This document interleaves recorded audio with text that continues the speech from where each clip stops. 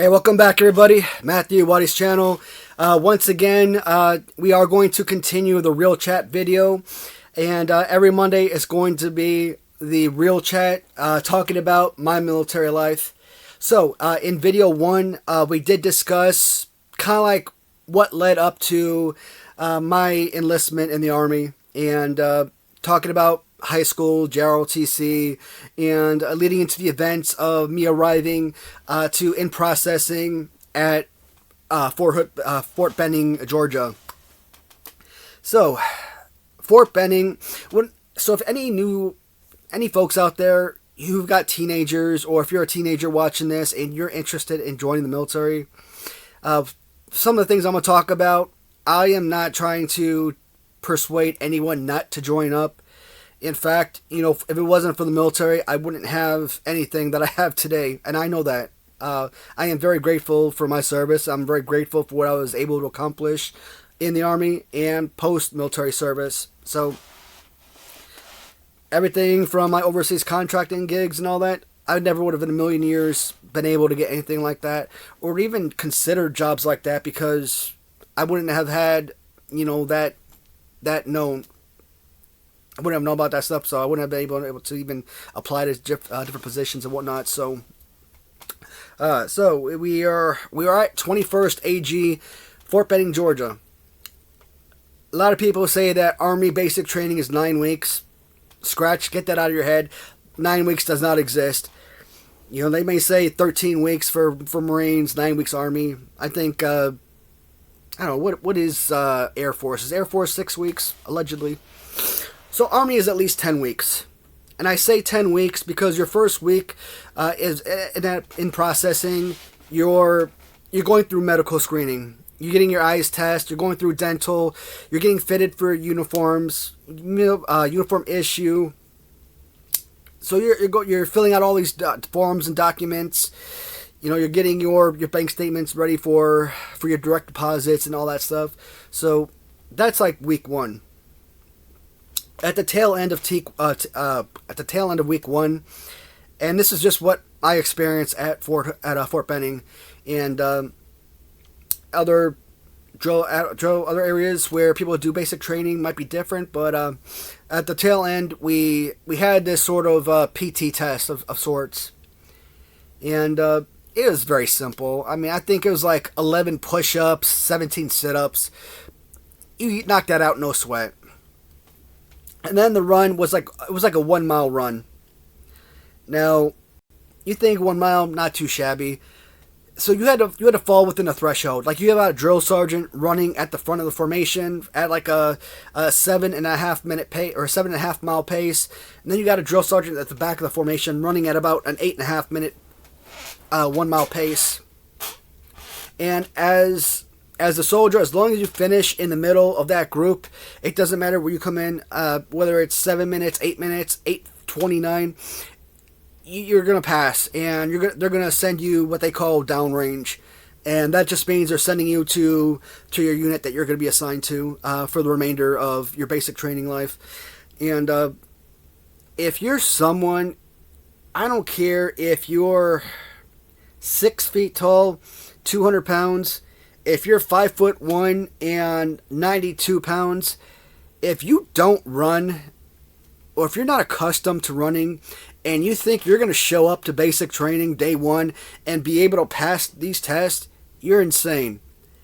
Let's just say I did not pass that test. In fact, I fell out of my run. I don't know how deep in. And like I said, man, I was like 145 pounds when I got into basic training. So it's not like I was heavy at all. And so I ended up falling out of run, and while everybody else passed and moved on, I got sent to FTU. In Fort Benning. FTU is basically their version of Fat Camp. It's fitness training unit. And so you're part of this unit, you're in the barracks, you're in your, either, you can't really, but that's the thing, you couldn't really sit on your bunk beds.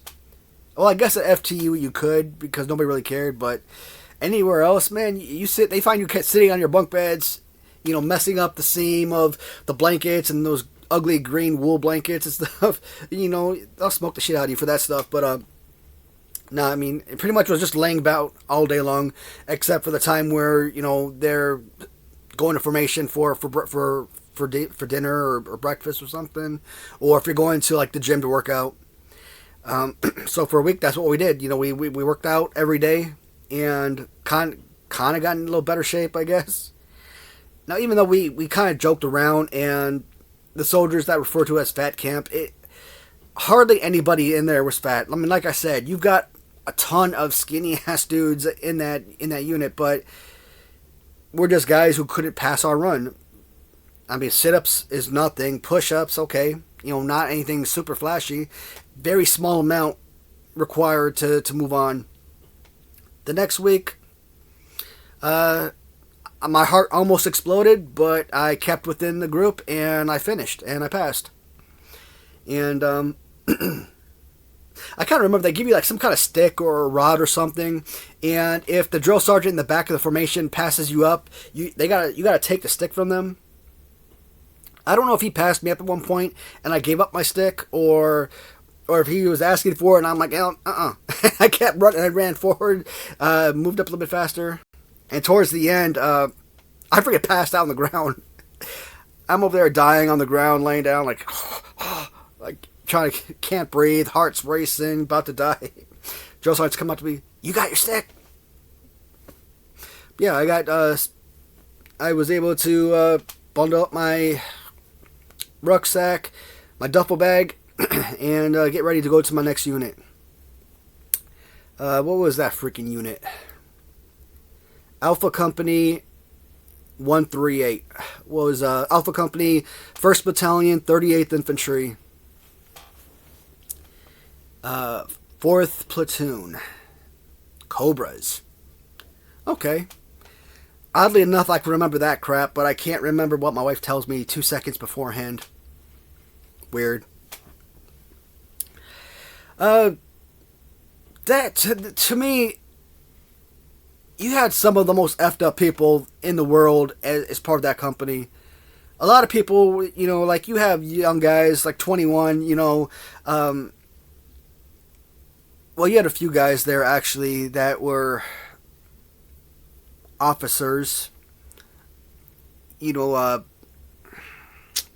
Shoot. So, a lot of those guys going for OIC schooling, they show up as E4 specialists. And I think once they get to officer candidate school, OCS, they're still E4s, but they're paid at E5 sergeant rank or something, or they're paid as an E5. And once they graduate, obviously they get pinned second lieutenant. So we had a few of wannabe officers in our platoon, and I don't know, just you had a couple younger guys. Like maybe there was probably a couple of 17-year-olds, maybe a couple of 18-year-olds. I was only 19 years old, so I was super young. And I think everyone else was pretty much older than me, though. Outside of it, maybe a handful of guys.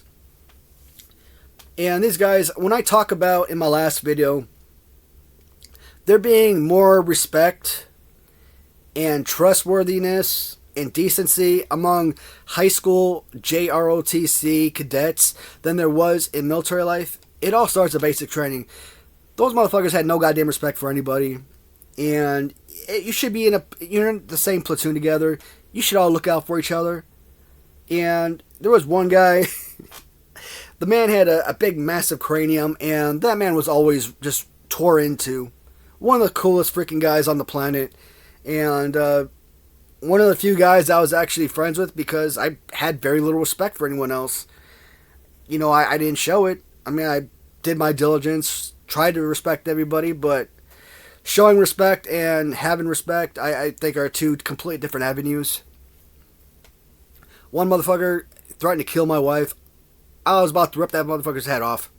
Yeah. I think if I was in a different position where I didn't have a wife to think about, oh yeah, that motherfucker would have gone down.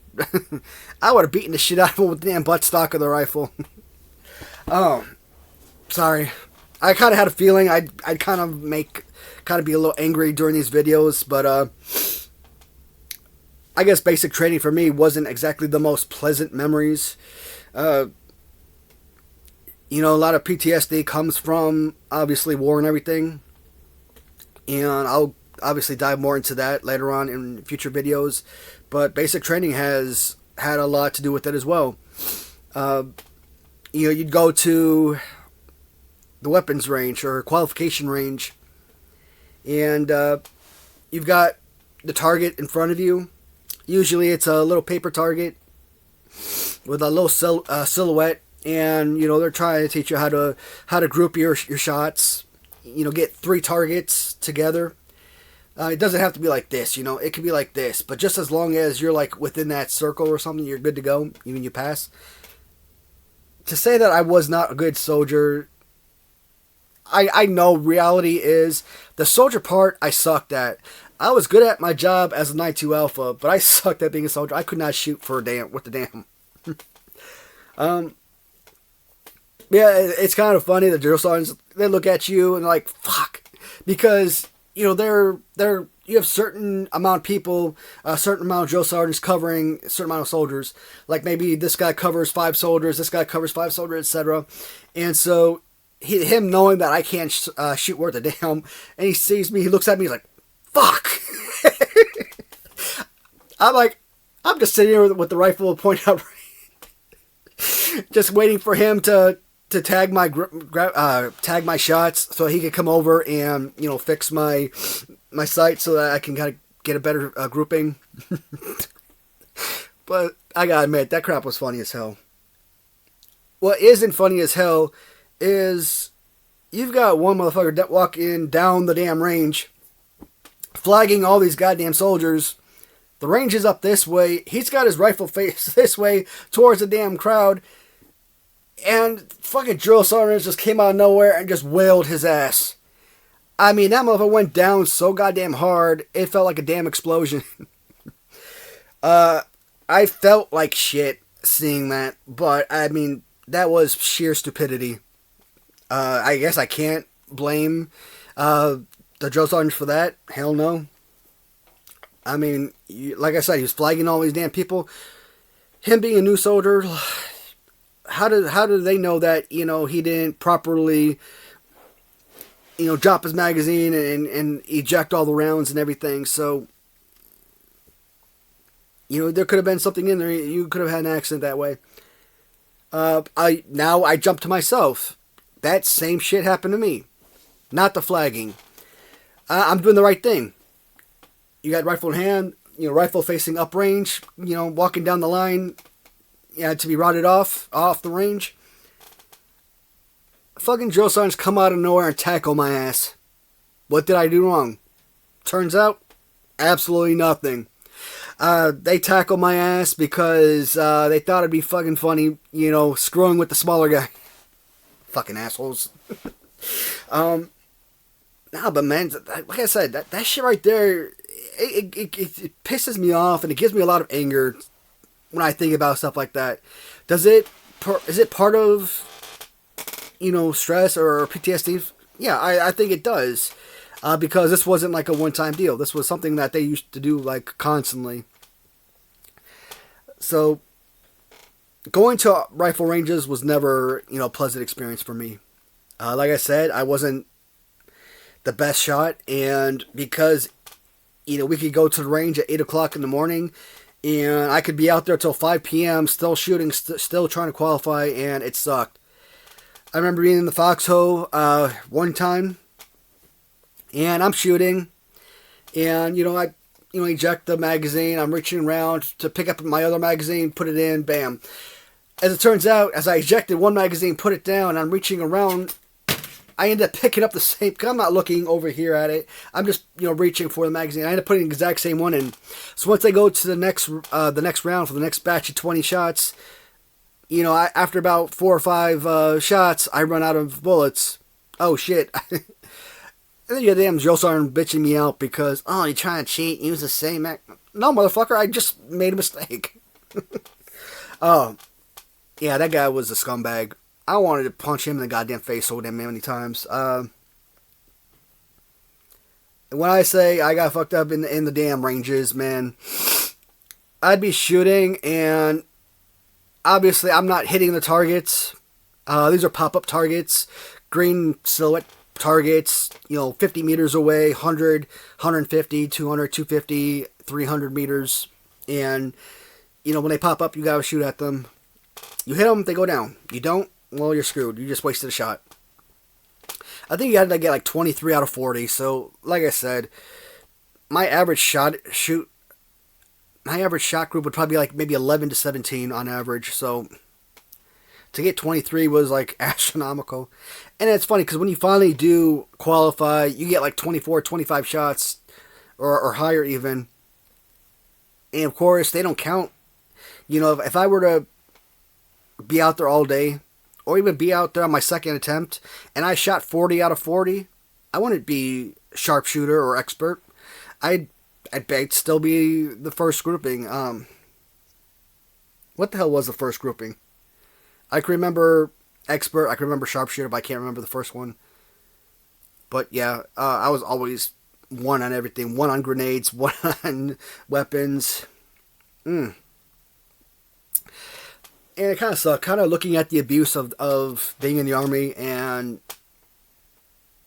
low pay and just the hours all being jacked up.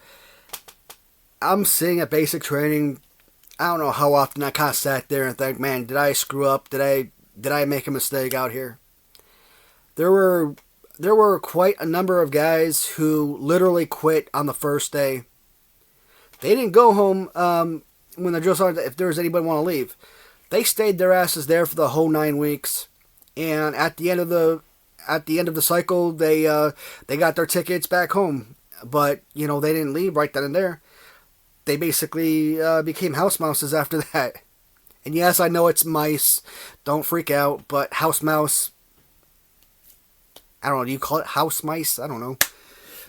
But anyways, they were the bitch guys. They did all the grunt work.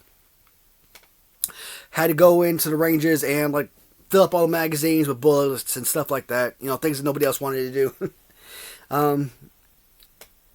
But I think my wife, of course, at the time we were engaged, and I kept thinking about her.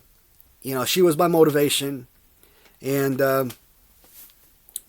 I knew that the Army was gonna provide a better life for me than I could have done outside of it. So, I mean, that was my motivation for sticking around, and I think anyone that's thinking about joining the service in the future, regardless of which branch you're looking at, that you got to find that motivation that's going to keep your foot set forward, because that shit's going to take its toll on you, no doubt. And we're still in basic training. We haven't even gotten to our permanent duty station. We haven't even gotten to our overseas assignments yet. So if it's this bad this early, what the hell does the future? What's the future going to look like? And I was not looking forward to anything. That one guy, the one drill sergeant that was kind of bitching at me, I don't know, he's probably from like Jamaica or something. He was an islander, and had a thick accent. Had a really hard time understanding him, but I think he was like my NCO from like Fort Hood or something. That thick accent, I think they say they're from like New York or something. But obviously, probably not born, but that's okay. But this motherfucker, one day we're at the rifle range. I got a lot of stories for rifle ranges. I'm only gonna talk about a few of them, but I could make a 2-hour video talking about my experiences at just basic training rifle ranges, let alone any other. But like I said, I'm only gonna talk about a few because I don't want to get to a point where I'm screaming at the computer. But no, this motherfucker, I'm shooting, and I'm in the foxhole, and I'm shooting at the damn targets. This motherfucker, because I missed a target or something, he's kind of telling me which target is up, and I'm shooting at it, and I miss it, and, he takes offense to that. Like, I'm not listening. First off, I see the target. I don't need your ass to tell me what's up. But the fact that you're telling me, okay, that helps. You're a spotter. Whatever. This motherfucker, whoops, he takes his hand, slaps the shit out of me. My fucking helmet, and it's not one of the new Army combat helmets either. It's like the old school Vietnam buckets. That shit was freaking impossible to keep over your goddamn head, okay? And then they have these little sweatbands, just nasty stuff. And he slaps me in the back of the head. My freaking helmet goes flying 50 yards up the damn range. I'm looking at this motherfucker like, you sure you want to do that again? Motherfucker. Oh, God. What was the other guy's name? Was it... No, it wasn't Swank. I can't remember his goddamn name. It bothers me. Big chubby guy, drill sergeant. I'll probably remember his name at a later time. But anyways, and this is how stupid and not even talking about your new incoming cycle of soldiers. No, I'm talking about your actual drill sergeants. I'm talking about your damn infantrymen. You know, your experienced soldiers, your staff sergeants and your sergeant first class, drill sergeants. Again, here's another story about me being at the range. I'm in the foxhole, I'm shooting. Obviously, I'm not hitting the damn targets because I suck. And in the process of me shooting, this motherfucker is going to walk right in front of me, right in front of my view of fire, and start kicking dirt in my face. So, I don't say all of these negative things to kind of, again, I'm not here to persuade someone one way or the other. These are my personal experiences, and at the end of the day, I think you'll find it kind of be surprised about my overall feedback regarding whether or not someone should ever join the military. But yeah, I think I'm gonna stop with I think I'm gonna stop with the rifle ranges, because man, that's gonna screw me up going to sleep tonight thinking about that stuff. What time are we at? Well, another 22 minutes. So the last video I thought was 30, and it was actually only 22 minutes. So I think this is a good point to end this video. Trying to keep these videos short. I know in the last video I said I'd try and put these up every Monday, but I don't know. I might feel like I might want to put these up on a daily basis. So I guess we'll see what happens when I post the first video and see how well it does. Alright guys, and I'm sorry about all the cursing. I know my videos are normally, really fun and whatnot, but when it comes to talking about the military, man, it really, the worst of me really comes out. A lot of anger, a lot of frustration from my experience and stuff. And it was not all negative. So, like I said, this is just some of the bad stuff that's happened leading up to becoming a permanent party and whatnot. So, that is it all for this video, guys. I will talk to you in the next video, and looking forward to talking to you in the comments. Goodbye, everybody.